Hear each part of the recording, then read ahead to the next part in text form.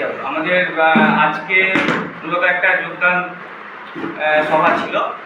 তো লোকপুর অঞ্চলকে কেন্দ্র করে আপনারা জানেন একটাই নেত্রী, একটাই নাম, মমতা বন্দ্যোপাধ্যায় সারা দেশে শুধু লড়াই দিচ্ছেন এবং সামনের সারিতে বাংলার জন্য, বাংলার মানুষের জন্য, বাংলার উন্নয়নের জন্য, সেই উন্নয়নের ধারাকে অব্যাহত রাখার জন্য আজকে খয়রাসোল ব্লকে খয়রাসোলের যে লোকপুর অঞ্চল, সেই লোকপুর অঞ্চলের প্রধান সহ আরেকজন মেম্বার তারা আমাদের তৃণমূল কংগ্রেসে উন্নয়নে সামিল হওয়ার জন্য আজকে যোগদান করলো।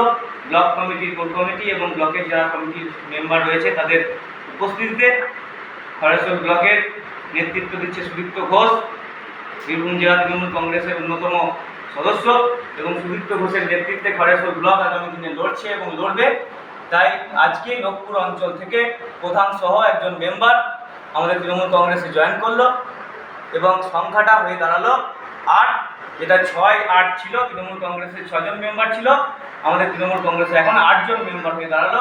তাই পঞ্চায়েত তৃণমূল কংগ্রেসের দখলে চলে এলো।